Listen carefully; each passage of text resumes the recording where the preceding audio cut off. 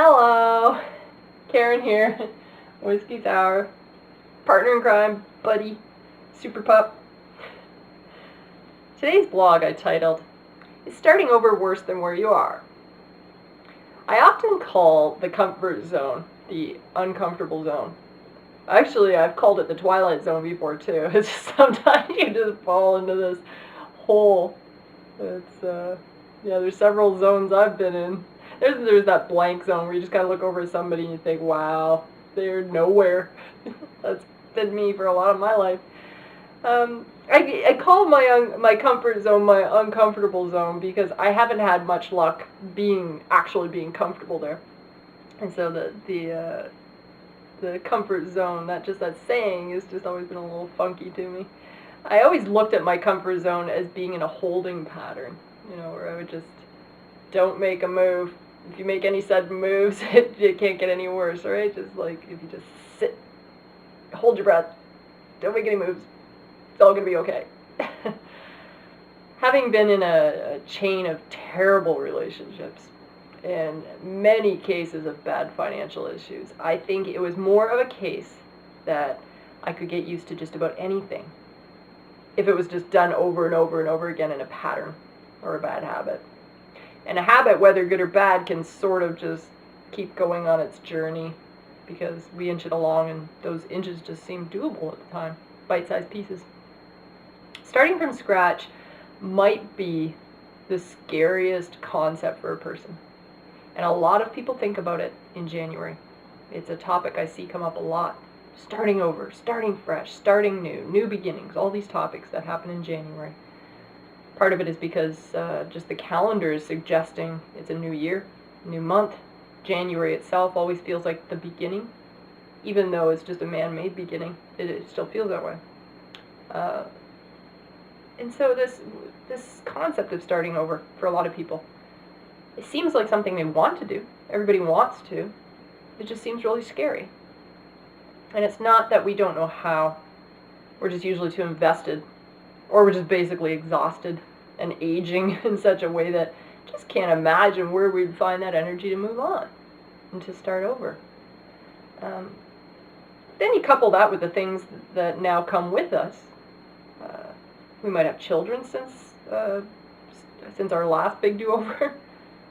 There might be a heap of bills that are staring at us, which taunt us into staying in their clutches. And that's a tough one. When all of a sudden you got all this extra stuff. You recognize that the situation you're in is not good, but then you have all these things that are in tow. And that's very difficult. Today I watched a clip of a girl on the internet she has this ministry where she helps get prostitutes off the Vegas Strip. And it's pretty gut-wrenching to watch, she's not showing it as probably as lifelike and realistic as it really is. I mean, you can only do so much for your documentary, but it's still,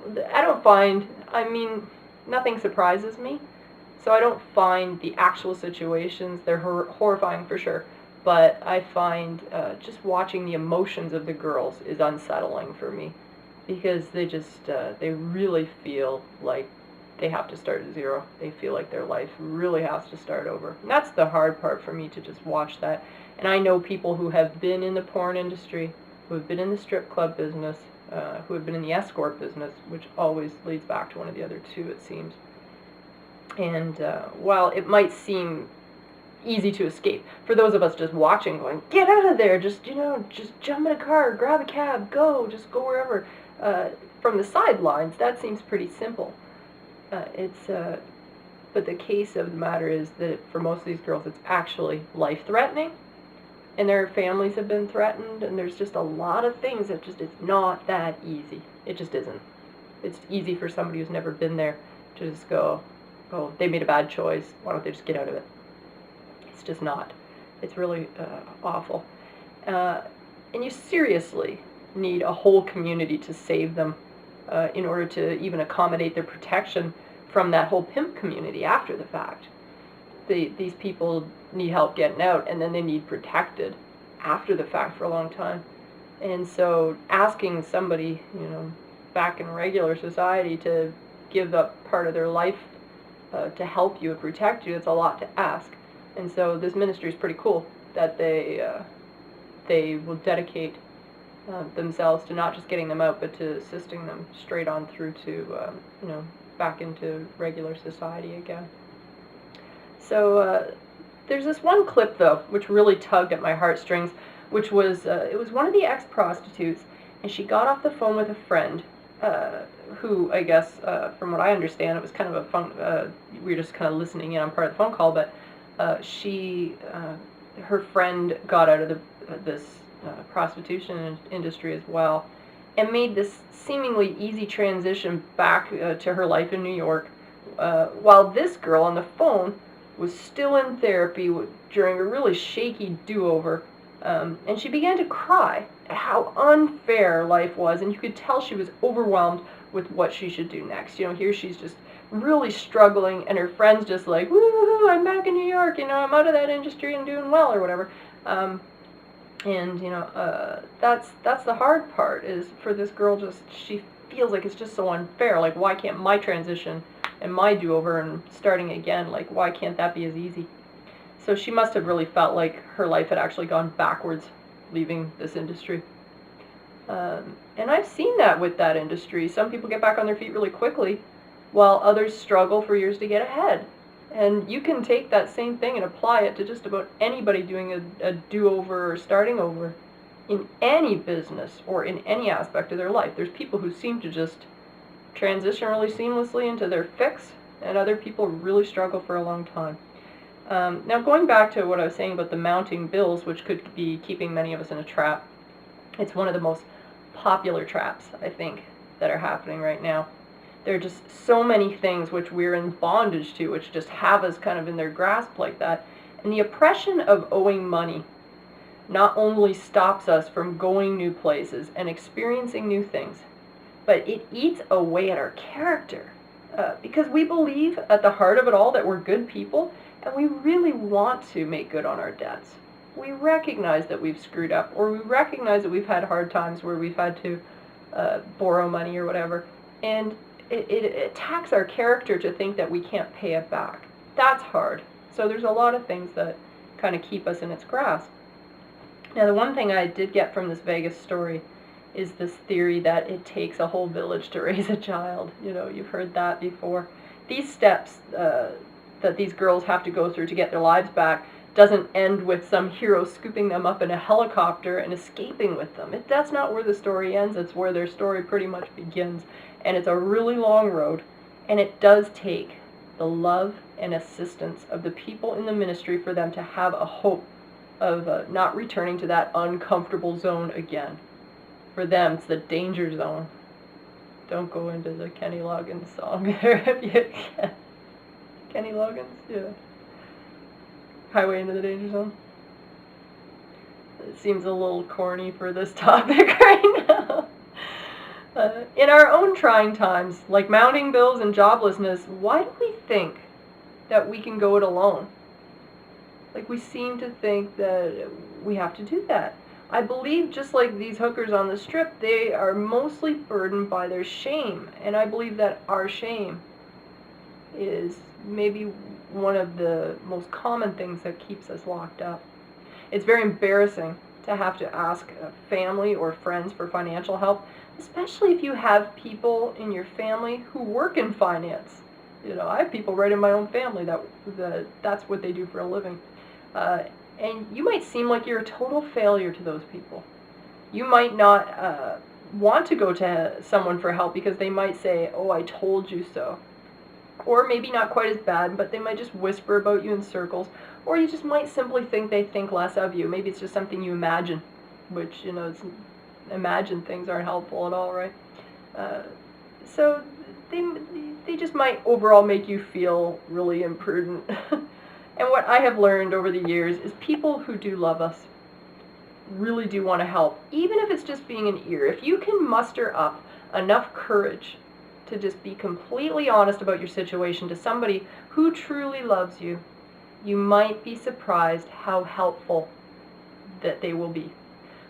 They might not write you a check to just pay off all your debt, but they might provide some focus.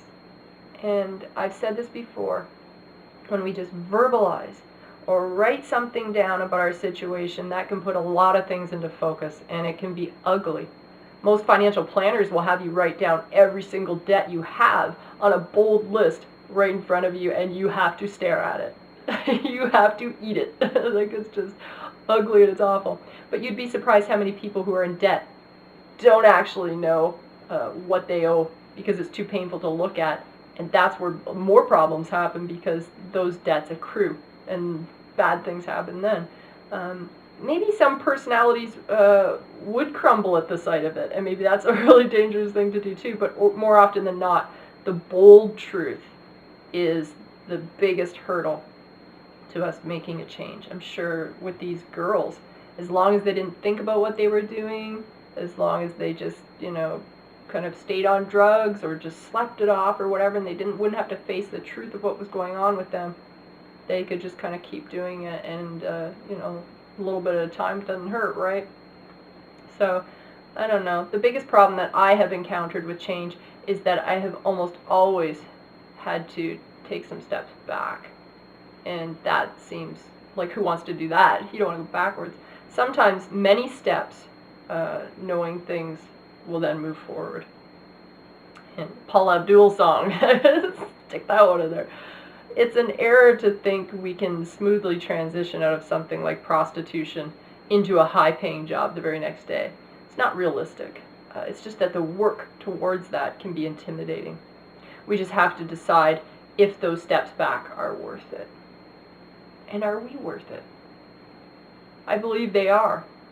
If we can just simply find just one more ounce of strength somewhere, it might be from a family member or a friend, then we can make that awkward elbow turn. And if you are facing a really big decision, or you need to make a really large change in some way, can you break it down on paper to just into something tangible, even if it takes longer? I think sometimes time does allow us to do things over time. Time doesn't allow us to do a year's worth of work in one day. So I think if we can muster up a little bit of courage, along with a little bit of patience and a good game plan, we can get ourselves out of these things that, we don't have to feel like starting over is actually worse than where we are. I signed off today packing about 1 box per week. I told you I've done this for months because I figured there would be no time in my workday to actually pack up a whole apartment and move when I want to. So I've been just packing a little bit at a time over a longer period of time with the anticipation that that's something I'm going to do. And boy, it feels better. Of course, it's like, oh, I just want to get out of here and stuff, but it feels better to do it that way. And it's something reasonable that I can do. I signed off with Albert Einstein. I can't go too long without quoting that guy. We shall require a substantially new manner of thinking if mankind is to survive. Yeah. Overquoted that guy by now. So I will sign off with you guys today. I hope that, whatever it is that you got planned for your do-over, your new beginning, starting over, whatever. If you have to take in those bite-sized pieces, do it. But I really believe in writing stuff down. I write stuff down all the time. I think we sometimes carry way too many thoughts around with us, and that can really make us go crazy. Just thinking and thinking and thinking, because there's things that happen in the day, or there's thoughts that happen in the day that can take us off the initial thoughts we had.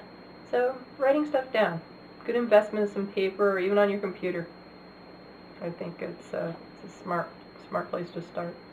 So I will leave that with you guys today, and I will check in with you tomorrow. I hope you're having a very, very cool day and everything's going okay, all right? Till next time, from Whiskey Sour and me, rock on.